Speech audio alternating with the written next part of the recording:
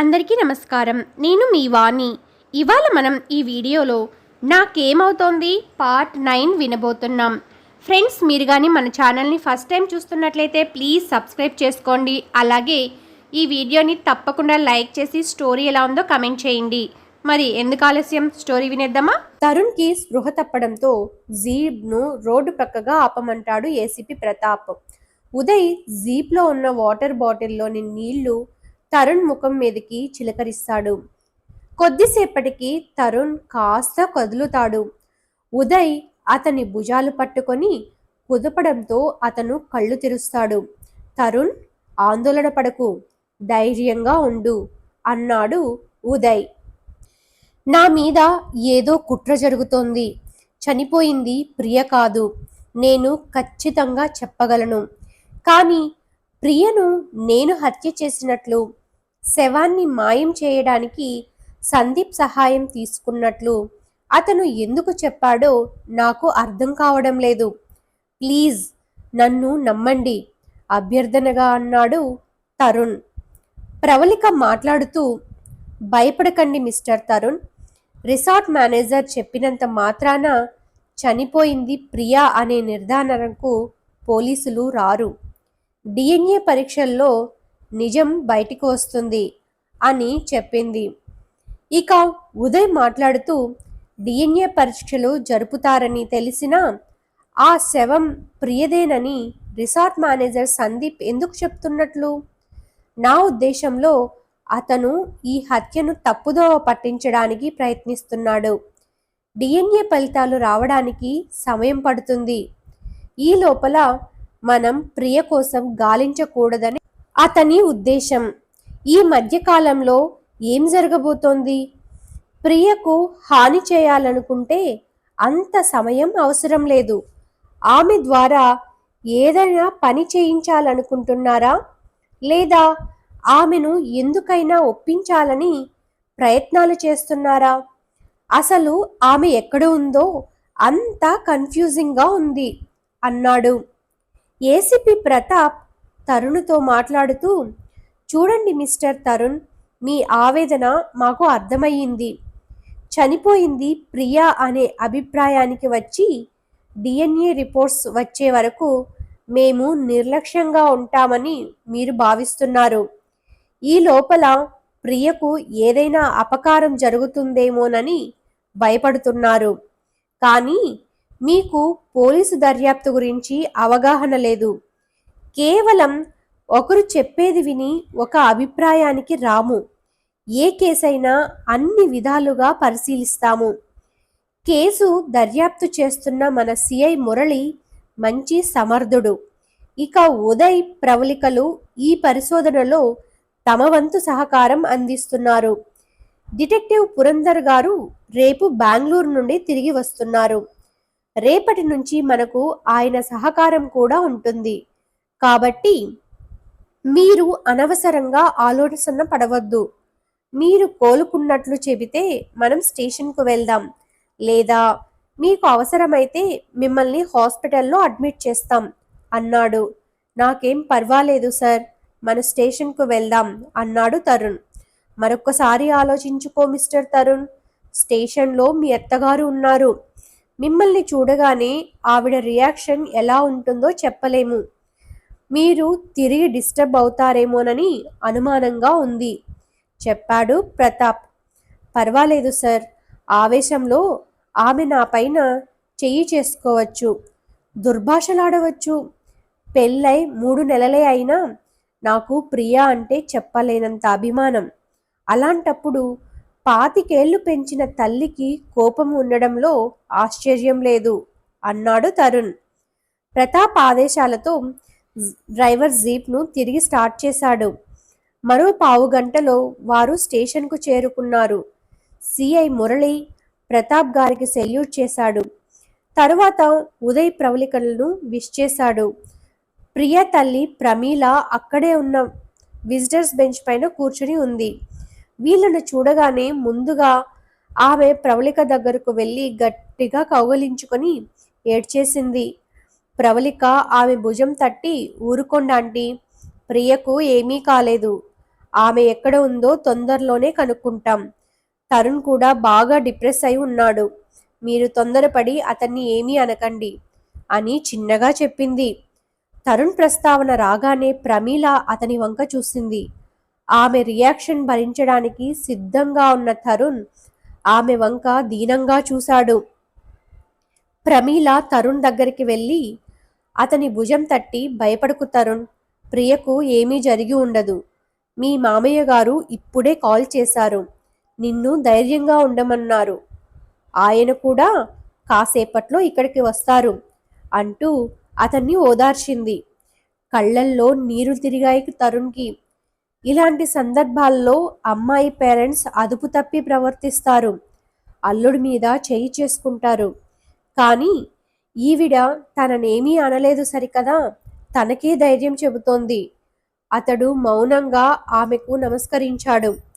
ACP Pratap కూర్చున్నాక మురళి ఆయన పక్కనే నిలబడి, స్టేషన్కి రాగానే ఆ రిసార్ట్ మేనేజర్ సందీప్ని విచారించడం ప్రారంభించాం. నిజం చెప్పకపోతే 3rd డిగ్రీ ప్రయోగిస్తామని చెప్పాము. అతను భయపడ్డాడో లేక భయం నటించాడో తెలియదు గాని నా కాళ్ల మీద పడి నిజం చెబుతానని తనను టార్చర్ పెట్టవద్దని అభ్యర్థించాడు. అతను చెప్పిన దాని ప్రకారం ఈరోజు రాత్రి ఆఫీస్ రూమ్లో పడుకుని ఉన్న సందీప్ను తరుణ్ నిద్రలేపాడట. ఆవేశంలో భార్య పైన చేయి చేసుకున్నానని, ఆమె తల గోడకు కొట్టుకొని చనిపోయిందని చెప్పాడట. కేసుకు కాకుండా తనను తప్పిస్తే 50 లక్షలు ఇస్తానని సందీప్కు ఆశ పెట్టాడట. డబ్బుకు ఆశపడి అతను అందుకు అంగీకరించి శవాన్ని కాల్చి బయటపడేయించాడంట. ఇదే విషయాన్ని స్టేట్మెంట్ రాసి ఇవ్వడానికి సిద్ధంగా ఉన్నట్లు కూడా చెప్పాడు అని చెప్పాడు. ప్రతాప్ మాట్లాడుతూ, ఇప్పుడు స్టేట్మెంట్ రాసి ఇచ్చినా తర్వాత కోర్టుకు వెళ్ళినప్పుడు పోలీసుల బలవంతం మీద రాశానని చెబుతాడు. ఈ సందీప్ ఇలాంటి విషయాల్లో ఆరితేరిన వాడిలాగా ఉన్నాడు. నేను అతన్ని స్వయంగా విచారిస్తాను అన్నాడు. ఇంతలో సిఐ మురళి ఫోన్ మోగింది. లిఫ్ట్ చేయవద్దన్నట్లుగా సైగ చేశాడు ప్రతాప్. వీళ్ళను వదిలిపెట్టమని కొంతమంది రాజకీయ నాయకులు ఫోన్ చేయవచ్చు. అలాగే ఎస్ఐ రంగనాథం కోసం మన డిపార్ట్మెంట్ వారే కొందరు కాల్ చేయవచ్చు. వీళ్ళను వెంటనే వదిలిపెట్టేయడం మంచిది. అలాగే వాళ్ళు వెళ్లాల్సిన చోటికి వెహికల్స్ కూడా అరేంజ్ చేయండి. ఇట్ ఈజ్ మై ఆర్డర్, అర్థమైంది కదా? మురళి వంక సూటిగా చూస్తూ అన్నాడు ఏసీపీ ప్రతాప్. మురళి ఉదయ్ వంక తిరిగి, మీ బాబాయ్ గారి ఆర్డర్స్ విన్నారు కదా, ఎస్ఐ రంగనాథాన్ని, రిసార్ట్ మేనేజర్ సందీప్ను పంపించడానికి వెహికల్ ఏర్పాటు చేయండి. వెహికల్ దొరకడం ఆలస్యమైతే మీ కారులో అయినా వాళ్ళని చేర్చాల్సిన చోటుకు చేర్చండి. ఇక మీరు బయటకు వెళ్ళి ఆ ప్రయత్నంలో ఉండండి అని చెప్పాడు. ఉదయ్ ప్రవళికలకు విషయం అర్థమైంది. ఇద్దరూ మౌనంగా స్టేషన్ నుండి బయటకు నడిచారు. ప్రతాప్ తరుణ్తో మాట్లాడుతూ, మీరు మాత్రం కొంతసేపు ఇక్కడే ఉండండి. మరి కాసేపట్లో మీ మామగారు కూడా ఇక్కడికి వస్తారు అని చెప్పాడు. సరేనన్నట్లు తల ఊపాడు తరుణ్. తరువాత మురళి లాకప్ గది తలుపులు తెరిచాడు. సస్పెండ్ అయిన ఎస్ఐ రంగనాథం, రిసార్ట్ మేనేజర్ సందీప్లను బయటకు పిలుచుకొని వచ్చాడు. వాళ్లను ఏసీపీ గారి ముందు నిలబెట్టాడు. రంగనాథం ఏసీపీ గారికి సెల్యూట్ చేసి, ఈ మురళి నన్ను అనవసరంగా ఈ కేసులో ఇరికించాలని చూస్తున్నాడు. నా సస్పెన్షన్ ఆర్డర్ వెంటనే క్యాన్సిల్ చేయండి, లేకుంటే ఏం చేయాలో నాకు బాగా తెలుసు అన్నాడు. ప్రతాప్ అతనితో మాట్లాడుతూ, ఆవేశపడకండి రంగనాథం గారు, కొన్ని ఫార్మాలిటీస్ పూర్తి చేసి మీ సస్పెన్షన్ను తీసివేస్తాము. ముందు మీరు సందీప్ గారు ఇళ్లకు వెళ్ళి రిలాక్స్ కండి. బయట మీకోసం కారు ఏర్పాటు చేశాం. మీరు వెళ్ళి కారులో కూర్చోండి. మీ సెల్ ఫోన్లు మా కానిస్టేబుల్స్ తెచ్చి ఇస్తారు. ఇక మిగిలిన రిసార్ట్ సిబ్బందిని మాత్రం పోలీస్ జీబ్లో రిసార్ట్ దగ్గర దింపుతాము అని చెప్పాడు. మా పవర్ ఏమిటో తెలిసింది కదా, మరొకసారి ఇలాంటి పొరపాట్లు చేస్తే మేము ఊరుకోము అన్నాడు రంగనాథం.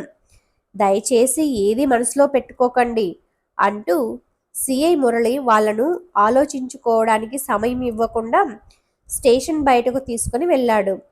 మీరు కారులో కూర్చోండి, ఇప్పుడే మీ సెల్ ఫోన్లు తీసుకుని వస్తాను అంటూ స్టేషన్లోకి వచ్చాడు మురళి. కార్లు ఎక్కకుండా తమ సెల్ ఫోన్ల కోసం ఎదురు చూస్తున్నారు వాళ్ళు. ఇంతలో కార్ డోర్లు తెరుచుకొని నలుగురు వ్యక్తులు వాళ్లను కారులోకి బలవంతంగా నెట్టివేశారు. మరుక్షణం ఆ కారు బయలుదేరి వేగంగా వెళ్ళిపోయింది. స్టేషన్లోకి వచ్చిన మురళి వాళ్ళ సెల్ ఫోన్లు తీసుకుని తిరిగి బయటకు వచ్చాడు. అక్కడ ఎవరూ లేరు. ఇంతలో అతని సెల్ మోగింది. లిఫ్ట్ చేశాడు మురళి. నమస్కారం సిఐ గారు, నేను మాజీ మినిస్టర్ కనకారావు గారి పిఏను. మా వాళ్ళు ఇద్దరిని అనవసరంగా మీ స్టేషన్కు తీసుకుని వచ్చారట. వెంటనే వాళ్ళను వదిలేయమని మా అయ్యగారు చెప్పమన్నారు. 10 నిమిషాల కిందటే మీకు ఫోన్ చేశారు, కానీ మీరు తీయలేదు. ఫోన్ మా అయ్యగారికి ఇవ్వమంటారా అన్నాడు అతను. మురళి మాట్లాడుతూ, అవసరం లేదు సార్, ఇప్పుడే మీ వాళ్లను విడుదల చేశాము. ఆ హడావిడిలో ఉండి మీ ఫోన్ లిఫ్ట్ చేయలేదు. వాళ్ళు వాళ్ళ సెల్ ఫోన్లు కూడా తీసుకోకుండా హడావిడిగా వెళ్ళిపోయారు. వాళ్ళను వదిలేసిన విషయం మీ అయ్యగారితో చెప్పండి అని చెప్పి కాల్ కట్ చేశాడు మురళి. తర్వాత అతను స్టేషన్లోకి వచ్చి, నేను సెల్ ఫోన్లు ఇచ్చే లోపల వాళ్ళు ఏదో కారులో వెళ్ళిపోయారు, ఏమిటో అంత తొందర అని ఏసీపీ గారితో చెప్పారు. ప్రతాప్ మురళి వంక తిరిగి, చెప్పినట్లు చేశారు, అందుకే మీరంటే నాకు అభిమానం. వీళ్ళిద్దరి ఫోన్లు జాగ్రత్తగా మీ వద్దే ఉంచుకోండి, లేకపోతే ఆకతాయితనంతో ఎవరైనా వీళ్ళ కాల్ రికార్డ్స్ అన్నీ వెతుకుతారు. అర్థమైంది కదా అన్నాడు. అర్థమైంది సార్ నవ్వుతూ చెప్పి ఆ 2 సెల్ ఫోన్లు తన జేబులో వేసుకున్నాడు మురళి. మరి కొంతసేపటికి ప్రవళిక స్టేషన్లోకి వచ్చింది. ప్రమీల ఆమె వంక తిరిగి, ఎక్కడికి వెళ్ళి వస్తున్నావు అని అడిగింది. నేను ఉదయ్ అలా బయటకు టీ తాగడానికి వెళ్ళాము. ఉదయ్ ఎవరినో ఇంటి దగ్గర డ్రాప్ చేసి వస్తానని వెళ్ళాడు అని చెప్పింది. ప్రవళిక, నీతో కొంచెం పర్సనల్గా మాట్లాడాలి ప్రవళికతో అంది ప్రమీల. ఏం చేయమంటారు అన్నట్లు ప్రతాప్ గారి వంక చూసింది ప్రవళిక.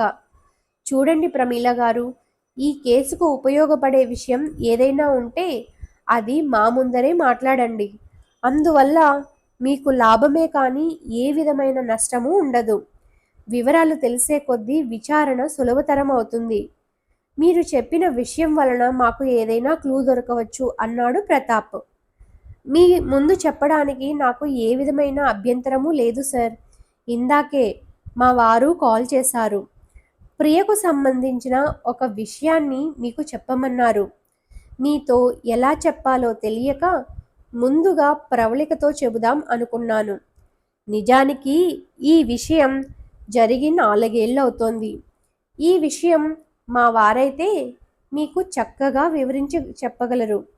కానీ ఆయన నాకు కాల్ చేసి వీలైనంత తొందరగా ఈ విషయాన్ని మీకు చెప్పమన్నారు. అందువల్ల ఈ కేసులో ఉపయోగం ఉండవచ్చన్నారు. ఆయన రావడానికి మరో 3 గంటలు పడుతుంది. కాబట్టి నేనే నాకు తెలిసినంత వరకు ఈ విషయం గురించి చెబుతాను అంది ప్రమీల. అందరూ ఆమె చెప్పబోయేది వినడానికి ఆసక్తిగా ఎదురు చూస్తున్నారు. Thanks for watching friends. Next పార్ట్ని త్వరగానే మన ఛానల్లో అప్లోడ్ చేయడానికి ట్రై చేస్తాను. ప్లీజ్ ఈ వీడియోని లైక్ చేసి స్టోరీ ఎలా ఉందో కామెంట్ చేయండి. Thank you once again.